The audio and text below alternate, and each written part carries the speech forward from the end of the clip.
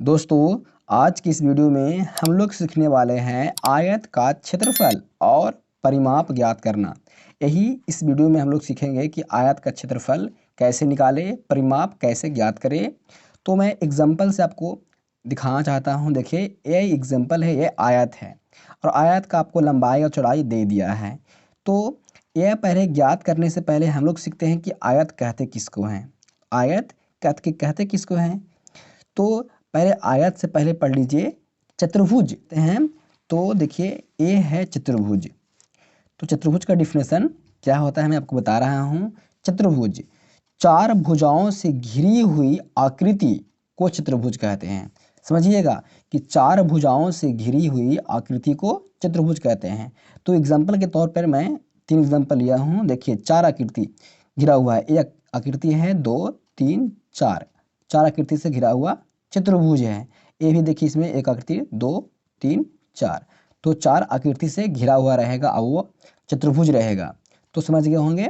और ये डिफिनेशन को लिख लीजिएगा कि चार भुजाओं से घिरी हुई आकृति को चतुर्भुज कहते हैं। तो आयत भी मैं आपको डिफिनेशन से समझाऊंगा, इसका परिभाषा से।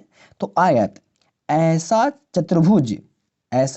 चतुर्भुज जिसके आमने सामने की भुजाएं बराबर हो तथा चारों कोण 90 डिग्री का हो, आयत कहलाता है।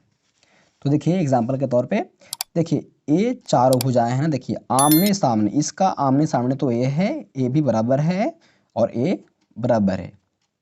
तो आपको पहचानना कैसे है कि यह आयत है कि नहीं है। तो कह रहा है कि आमने सामने की भुजाएं बराबर हो तथा चारों कोण 90 डिग्री का हो। देखिए, ये कोण 90 डिग्री का है, यह भी कोण 90 डिग्री का है, यह भाई कोण 90 डिग्री का है और इसकी आमने सामने की भुजाएं बराबर है। देखिए, बराबर है। तो समझ गए होंगे कि आयत किसको कहेंगे। और इस इस पॉइंट है कि बड़ी भुजा को लंबाई कहते हैं। देखिए, इसकी बड़ी भुजा, जिसका आपको देखना है कि इसका बड़ी भुजा कौन है। तो 5 इसके बड़ी भुजा है तो यह लंबाई है। इसमें 8 बड़ी भुजा है तो इसमें लंबाई है। और छोटी भुजा को चौड़ाई कहते हैं।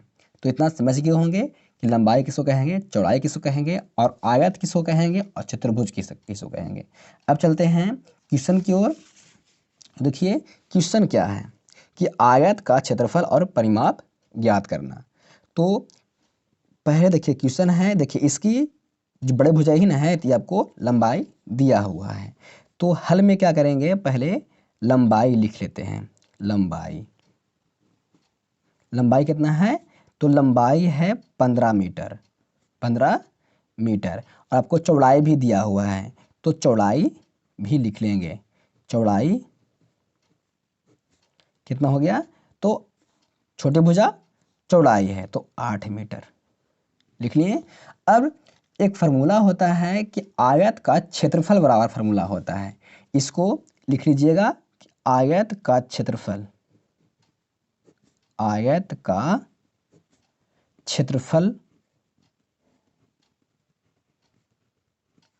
बराबर, ये होता है लंबाई गुने चौड़ाई। तो होता है लंबाई, लिख लीजिएगा लंबाई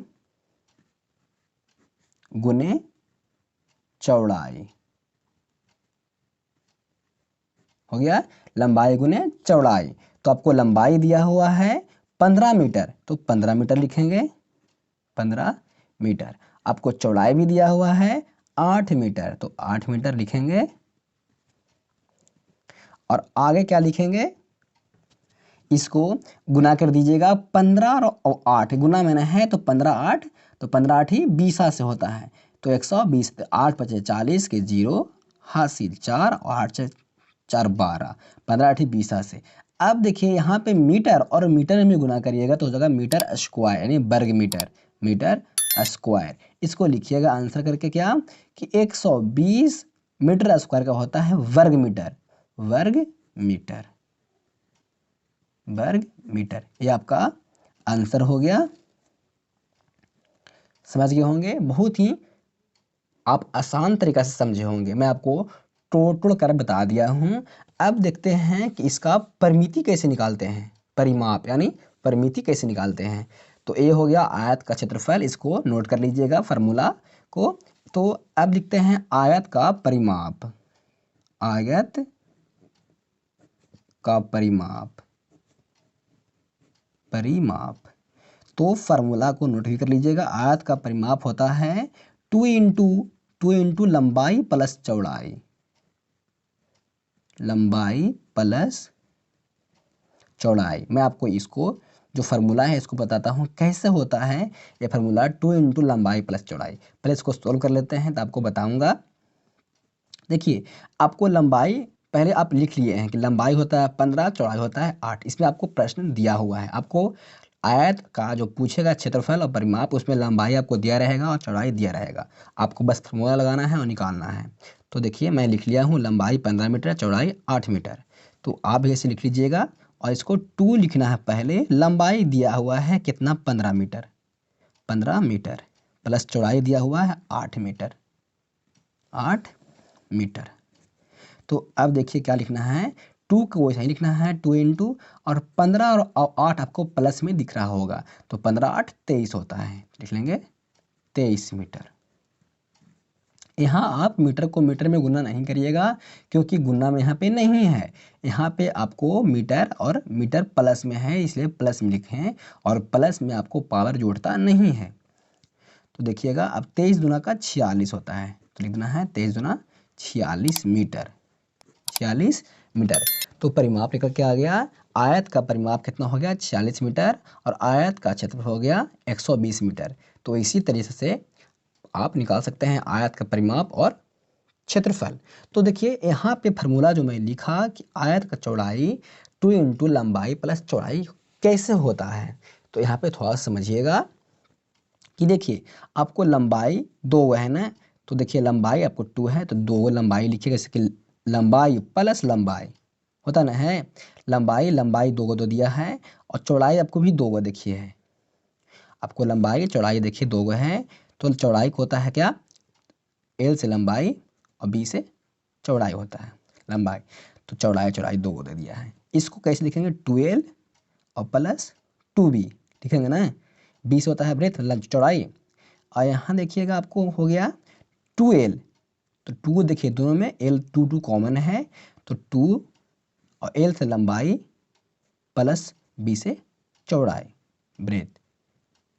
तो समझ गए होंगे कि देखिए 2 L है में लंबाई 2 है और जो ब्रेथ चौड़ाई है वो भी 2 है तो हो गया 2 कॉमन हो गया और लंबाई प्लस चौड़ाई हो गया, ये हो गया चौड़ाई, इसको चौड़ाई बोलते हैं B से इसको डिनोट करते हैं।